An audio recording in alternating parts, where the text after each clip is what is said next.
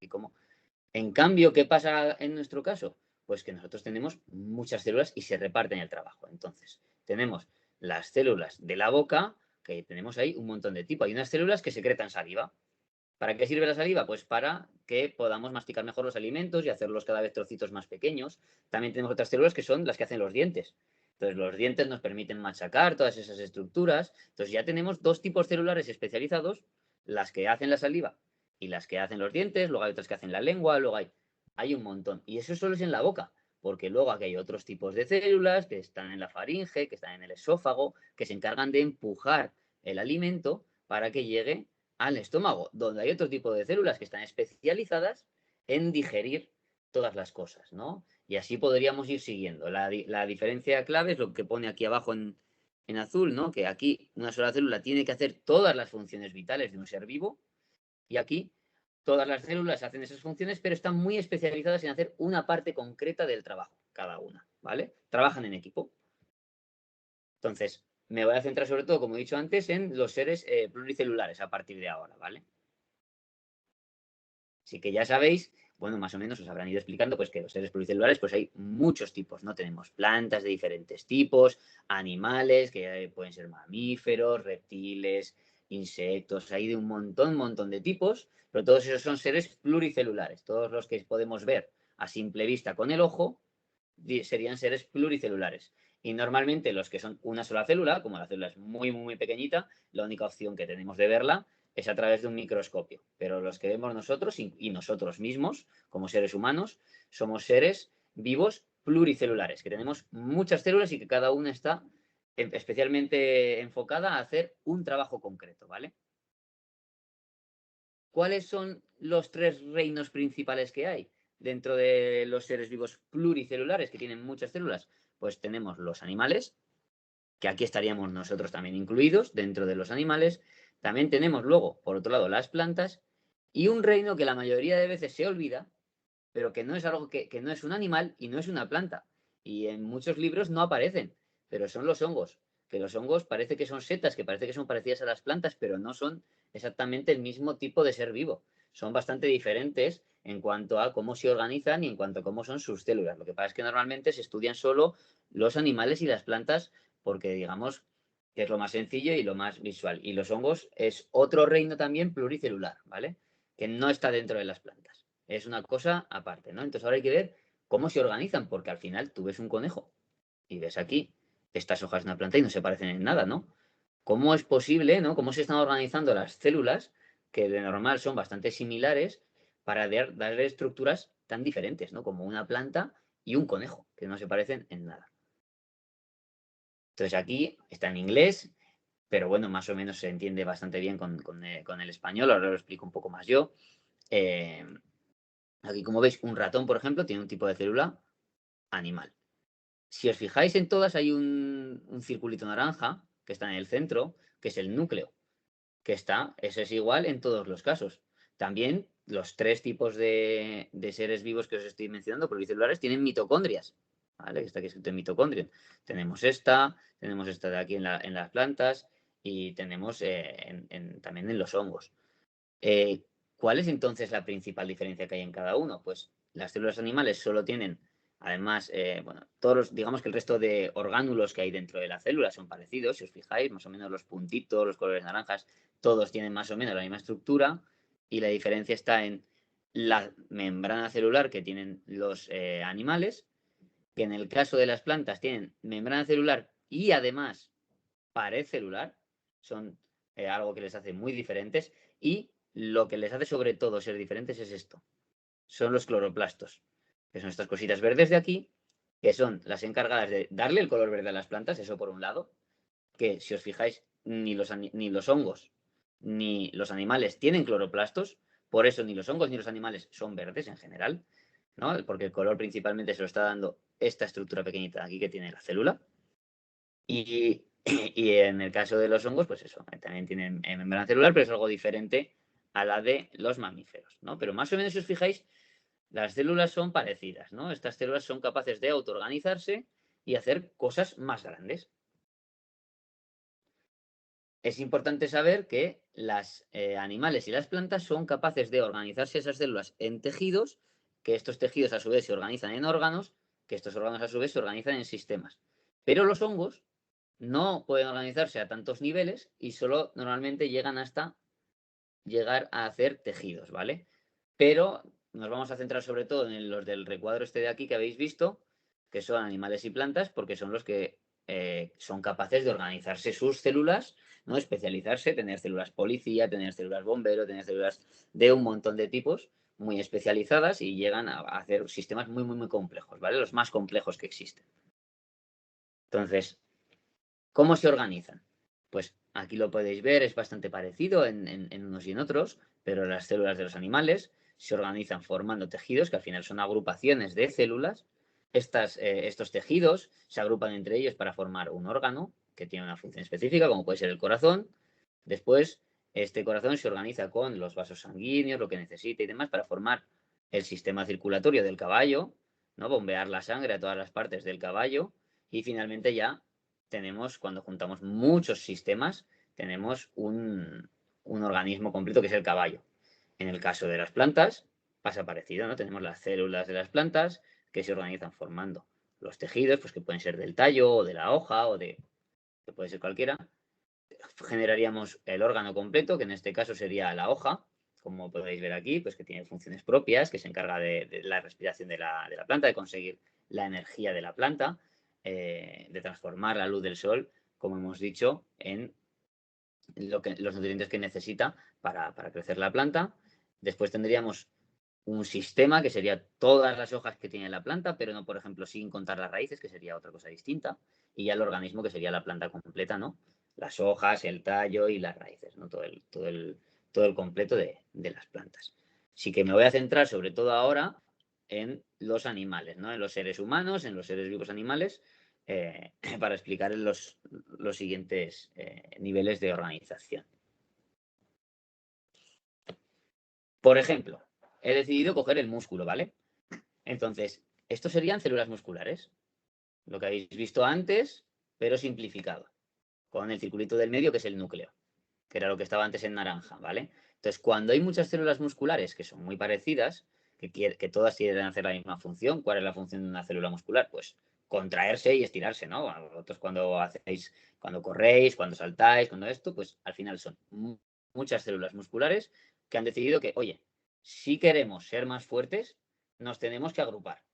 Así que se agrupan formando esto. ¿Qué es esto? Esto es tejido muscular. Esto se llama una fibra muscular. A los que os guste el deporte, igual habéis escuchado alguna vez. Tiene una rotura de fibras. O cuando un futbolista se pone a correr y de repente se lleva la mano al muslo y dice, ¡ay, que me duele ahí! ¿Qué ha pasado? Pues que se les ha roto una de estas fibras de aquí, de tejido muscular. Entonces tienen que volver a arreglar las células porque esta fibra es lo que te permite correr o ser mucho más fuerte o ser mucho más explosivo. O estas cosas. Entonces este es el primer nivel de organización. Pasar de células que están sueltas a tejido muscular. ¿Vale? Que sería esto de aquí. ¿Cómo nos organizamos después el tejido muscular? Pues aquí, si juntamos, porque claro, no solo hay células de músculo en el cuerpo, hay células que hacen otro tipo de cosas, hay células de grasa, como por ejemplo las de aquí, tejido adiposo, viene de la grasa. Entonces, cuando muchas células de grasa se agrupan, son capaces de formar el tejido adiposo. Igual otro tipo de células que son capaces de formar el tejido conectivo. Si juntamos el muscular con el conectivo, con el adiposo, pues podemos llegar a estructuras tan complejas como el corazón. Y esto es lo que sería un órgano, ¿vale? Un órgano al final es una colección de tejidos. Entonces recordemos, primero hemos pasado de células, que era la unidad mínima, lo más pequeño que hay dentro de un ser vivo, que generan un tejido, que es el siguiente nivel, es el nivel 2, nivel 1 células, nivel 2 tejido. Nivel 3 sería ya cuando varios tejidos se juntan y forman el órgano, que es el corazón. ¿Vale? Que el corazón ya sabéis que tiene la función de bombear la sangre a todas las partes del cuerpo. Aquí podéis ver, por ejemplo, diferentes tipos de células y cómo se organizan dentro del cuerpo. Porque, por ejemplo, las células nerviosas, que son las que tenemos sobre todo en el cerebro, pues primero se organizan formando este tipo de redes de tejido nervioso y si se organizan de una manera determinada, pueden llegar a formar un cerebro, ¿vale? Que sería el órgano, que es lo que estamos hablando. Entonces, nivel 1 organización, nivel 2 de organización y nivel 3 de organización. ¿Qué pasa con el músculo? Que son las que hemos visto justo antes, pues que son células pequeñitas individuales que se agrupan formando fibras musculares que al final te generan el músculo concreto que podría ser el bíceps, ¿no? Del brazo. Con las del intestino, pues pasa parecido, son células individuales que se agrupan formando tejido intestinal y que al final pueden ya generar un sistema tan complejo como es el intestino, ¿no? Que participan un montón de tejidos diferentes y tiene una función muy específica. Y lo mismo ocurriría con los hepatocitos, que son las células del hígado, ¿vale? Se organizan entre ellas, se forman un tejido hepático y después eso genera un hígado entero. Entonces, ¿qué es un sistema? Un sistema ya es el cuarto nivel de organización, ya es cuando la organización ya llega a otro nivel para cumplir una función súper compleja, ¿vale? Entonces, cuando ya combinas muchos órganos que trabajan por un bien común, que este sería el sistema circulatorio, por ejemplo, pues el corazón que hace bombear la sangre. Claro, pero si bombeas la sangre y no tienes una manera de llevar esa sangre al resto de los órganos del cuerpo, ¿de qué me sirve algo que bombea? Tiene que combinarse, necesita la ayuda de, ¿qué? De los vasos sanguíneos. Los vasos sanguíneos permiten que toda la sangre que bombea al corazón esté llegando a las demás partes del cuerpo. Pero claro, ¿cómo llega, por ejemplo, el oxígeno? Porque el oxígeno no puede estar ahí, es un gas que no puede estar ahí simplemente circulando. Pues hay células, que serían los repartidores, como los glóbulos rojos, que son las que llevan el oxígeno a través de los vasos sanguíneos a todas las partes del cuerpo. Entonces, si se combinan, unen fuerzas el corazón con los vasos sanguíneos, con las células sanguíneas, podemos tener aquí el sistema circulatorio, que este sistema ya todo conjuntamente es capaz de llevar todos los nutrientes, todos los gases, todo lo que necesita cada una de las partes del cuerpo y también de eliminarlo, de llevarlo a los desechos, todo lo que nos sirve a cada uno de los órganos para que se elimine pues a través de la orina o a través de las heces o para que se eche el CO2 por la boca de nuevo, o lo que sea necesario, ¿no? Pero al final digamos que todos juntos han sumado fuerzas, el corazón, los vasos sanguíneos y las células sanguíneas, que eran diferentes órganos en sí mismos, para formar un sistema, ¿vale? Una combinación de órganos y tejidos para formar un sistema complejo. Además, esto depende de los libros. A veces hablan de sistemas y aparatos como cosas diferentes y a veces hablan de que es lo mismo. Esto podría llegar a ser un quinto sistema de organización, pero yo lo considero que está al mismo nivel que el anterior, ¿no? Pero aquí, por ejemplo, veis, porque al final el sistema muscular, como hemos visto antes, ¿no? Una célula muscular se organiza formando una fibra muscular y si juntamos muchas fibras, obtenemos pues el cuádriceps, ¿no? El músculo de aquí de la pierna. ¿Vale? Y todos los músculos del cuerpo, todos los músculos serían el sistema muscular. En el caso del hueso, pues aquí un osteocito, que sería la célula del hueso, es capaz de organizarse y formar tejido óseo, ¿vale? Y este tejido se puede organizar para formar un órgano a nivel del hueso, que sería, por ejemplo, el fémur, ¿vale? Entonces el fémur, que estaría por aquí, pues si juntamos luego el fémur con el músculo del fémur, pues tendremos ya algo más complejo, que sería el aparato locomotor.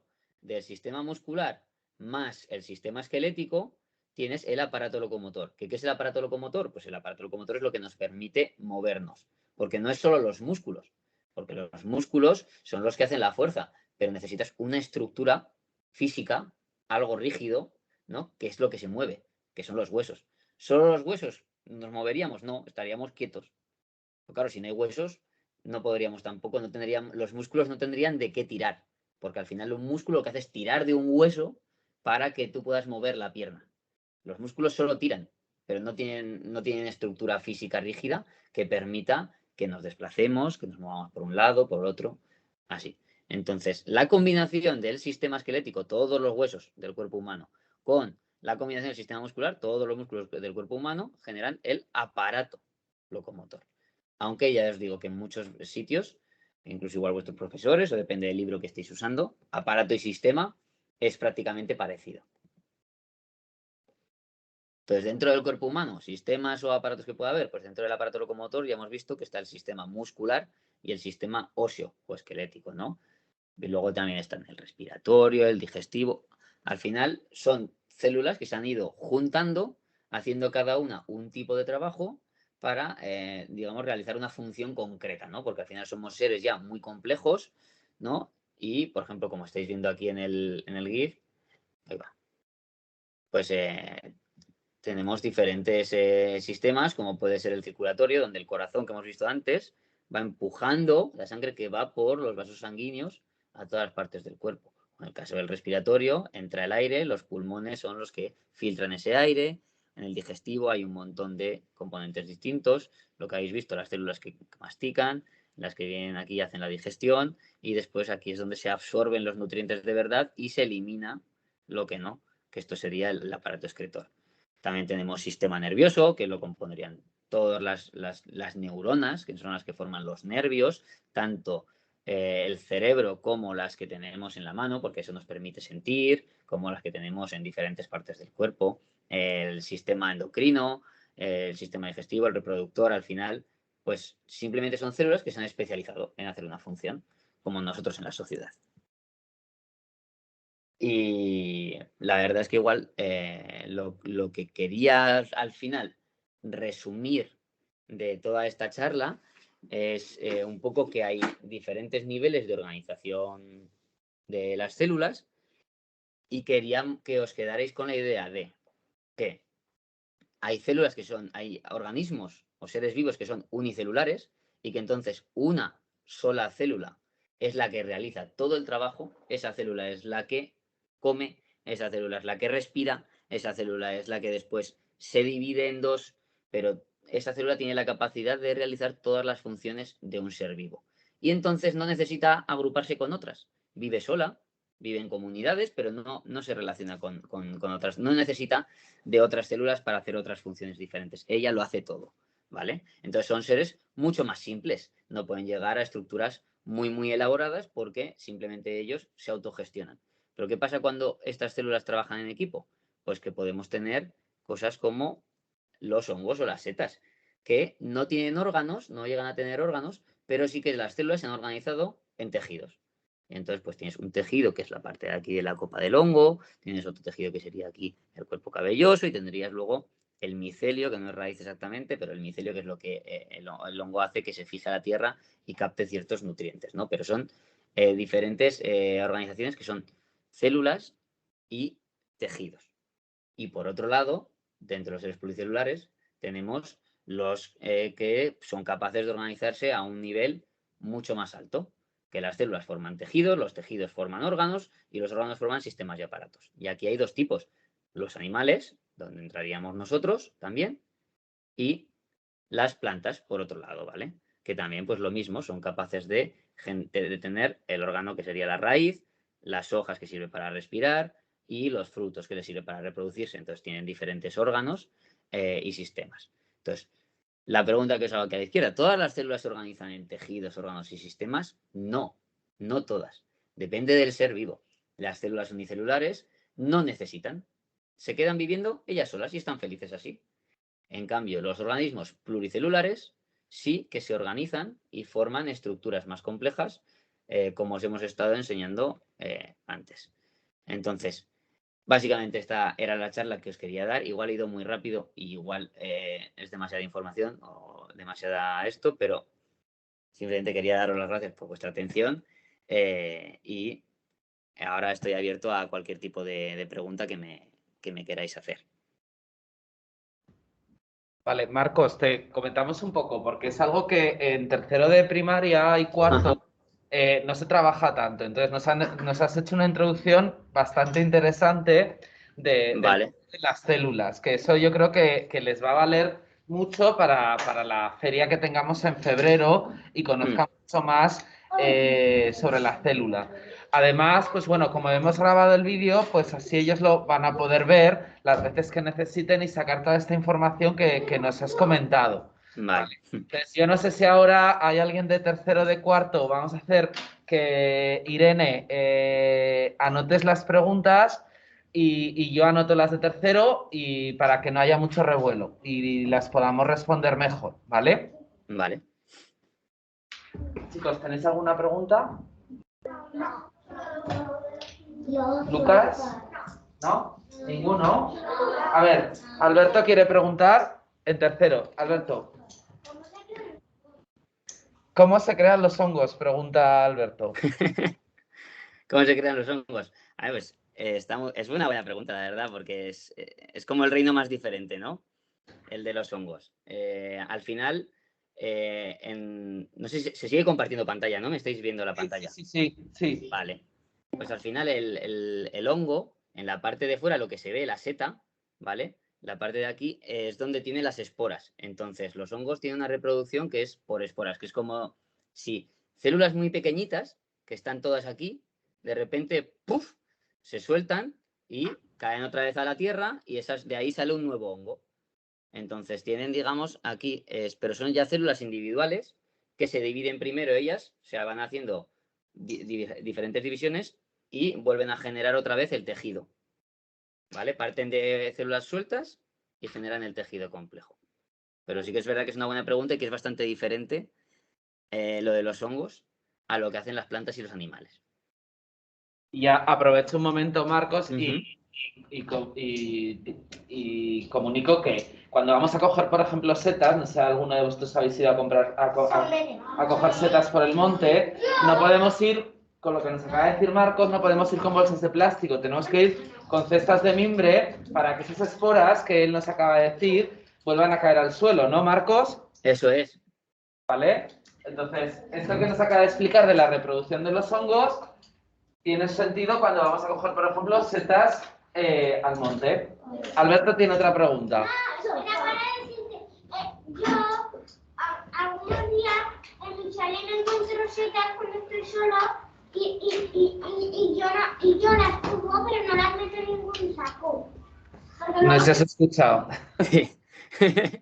Pues claro, pues eso es, en un saco, eso es, está muy bien en un saco. Si no la metes en un saco, está bien. Lo que ha dicho vuestro profesor, al final, es lo que hay que hacer.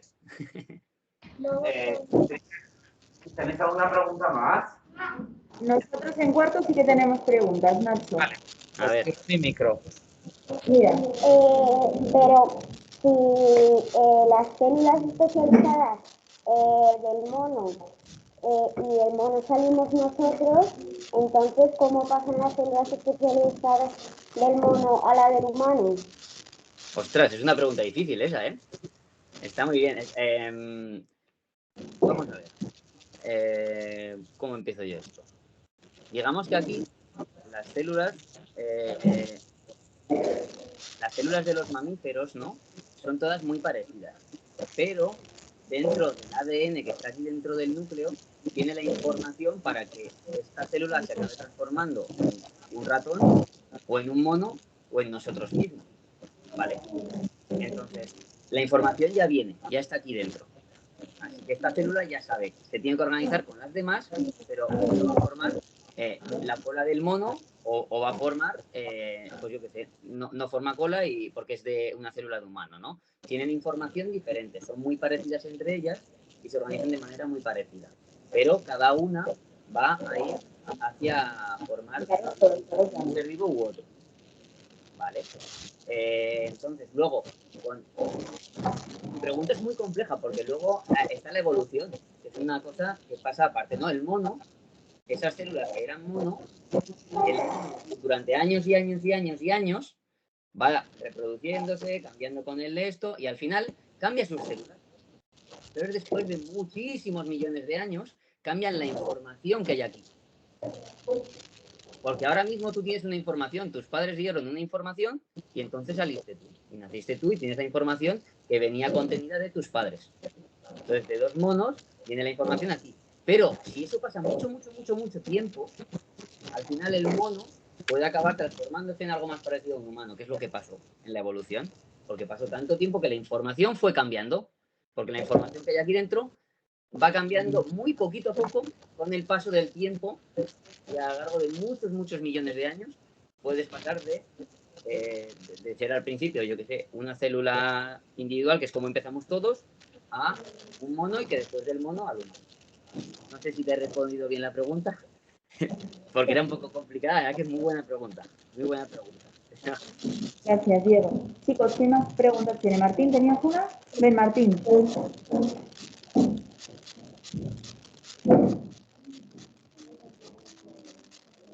Pero Hola, el María. ADN... Hola. Cuando, Aléjate lo- un poco. Ahí. cuando los padres tienen un hijo, el ADN ¿cómo pasa al hijo? O sea, se supone que a mí me han dicho que cuando se tiene un hijo, el hijo tiene parte del ADN de sus padres. ¿Cómo?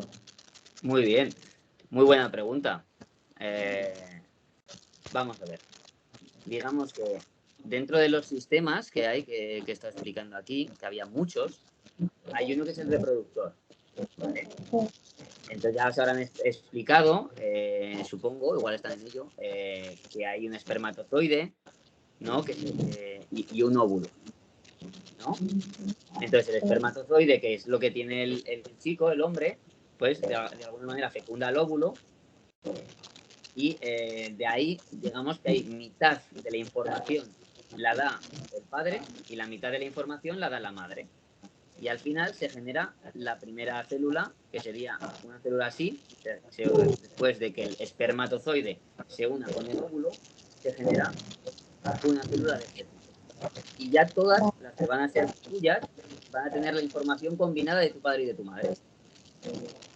¿Vale? Entonces todas tienen la información combinada y después ellas otra vez se organizan y forman pues, tu pelo, tus ojos, que serán de color azul porque viene la información aquí de que sean de color azul o marrón o verdes o el color que sea.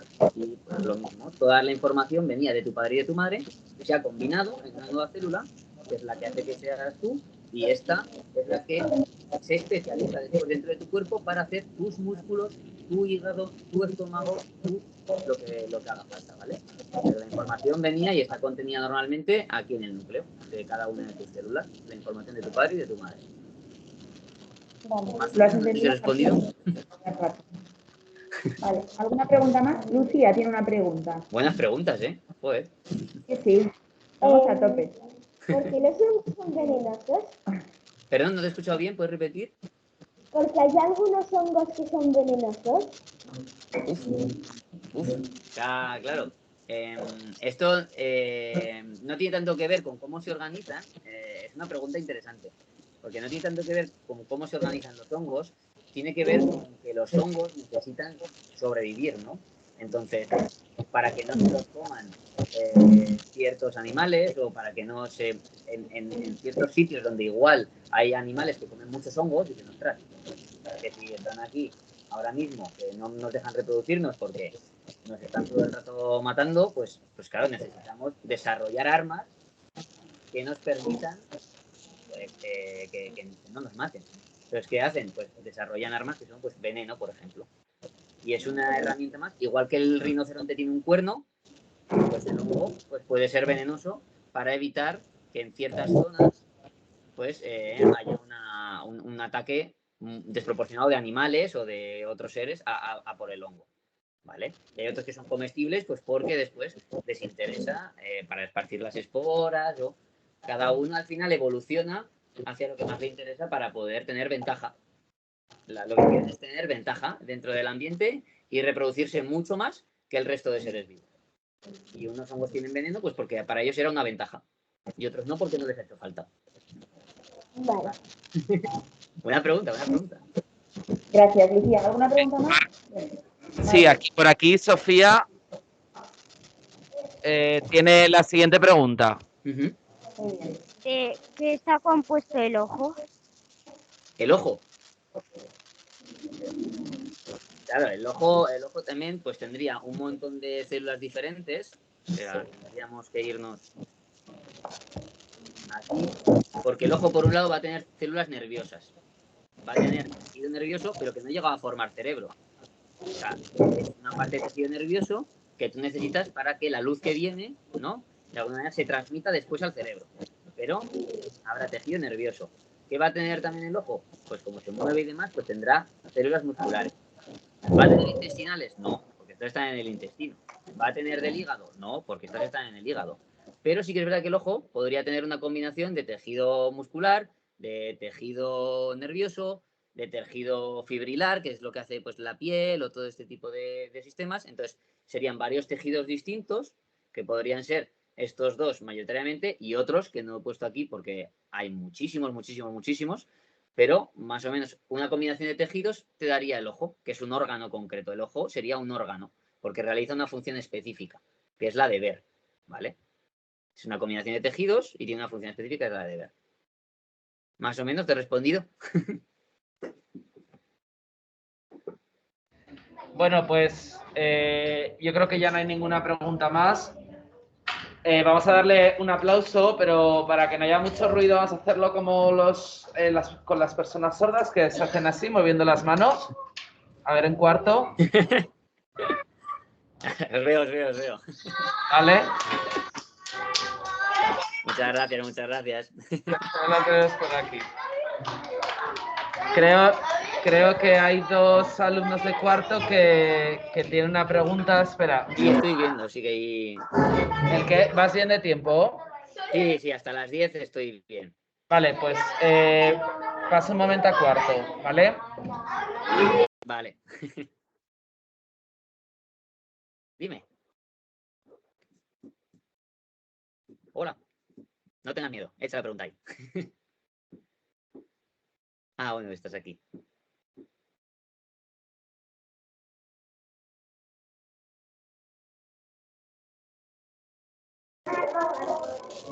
Marcos. Sí. Te pregunta Marcos. Ah, mira. Espera, que no se ve. Aquí. Ahora te veo. ¿Cómo se juntan las células musculares para formar el tejido muscular? ¿Las células musculares? Sí, pues eso es lo que hemos estado viendo aquí. Pues estas serían las células musculares, ¿vale? Y entonces ellas mismas se unen porque tienen unas proteínas aquí que les permiten unirse y al final se fusionan. Si te fijas, todo lo que está más oscuro es el núcleo donde está la información de la célula. Al final se han fusionado todas, ya dejan de tener una estructura sola y han formado esta fibra muscular, ¿vale? Es la unión de todas ellas, una fusión que da que todos los núcleos se quedan dentro de un mismo estructura que sería el tejido. Este es el tejido muscular. Y después ese tejido muscular es lo que hace...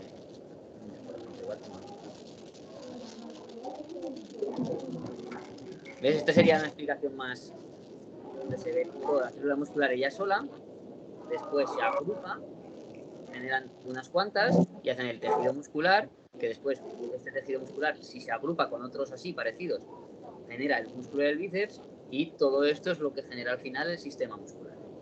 Vale, esa sería más o menos la forma de hacerlo. ¿Vale? No sé si te respondí a la pregunta. Más o menos. Sí. Gracias. ¿Tenías otra? Ah, vale. Bueno, pues entonces te despedimos, Marco. Ah, esa, perdona, venga, la última ya. ¿Qué pasa si la espora de un hongo se junta con la espora de otro hongo? En principio no pasa nada, porque es una buena pregunta esta, porque en principio la espora del hongo ya tiene la información necesaria para formar el hongo de antes. Entonces van por libre. No es como los seres humanos, que necesitas un padre y una madre. El hongo ya es padre y madre entero. Entonces es más parecido a una planta, que tenemos, bueno, las plantas también necesitan polinización, miento. Pues el hongo no necesita nada. El hongo, él solo, genera una espora y esa espora da otro hongo, pero no necesita padre y madre. Él es todo el rato su padre y su madre. No necesita que haya fecundación, como nosotros con espermatozoide y óvulo, o como las plantas que también necesitan la polinización para dar al final la nueva semilla. ¿Vale? El hongo va, no necesita nadie, va por libre. Por eso es un poco distinto. La espora genera el nuevo hongo. ¿Vale? Más o menos he respondido a la pregunta. ¿O te quedan dudas? ¿Sí? Pues muchas gracias. Vale. Bueno, pues le damos un aplauso. Un aplauso. Vale, muchas gracias, Marcos. A vosotros. A ver si puedo. Y encantados de haberte tenido en clase y esperamos que nos valga para mucho. Eso es, yo a ver, espero. O sea, ahí ya sabéis que para mí encantadísimo. Y nada, así que muchas gracias a vosotros. Espero que eso que os pueda servir para algo, porque no sabía exactamente muy bien si estaba bien orientado o no, que igual para chavales de diferentes edades era un poco más complicado. Pero bueno, preguntas había un montón, o sea que los chavales curiosidad tienen muchísima. Da gusto. Muy bien, muchas gracias. Gracias Gracias, a vosotros. Marcos. Un saludo. Un saludo. Adiós. Adiós. Hasta luego. Hasta luego.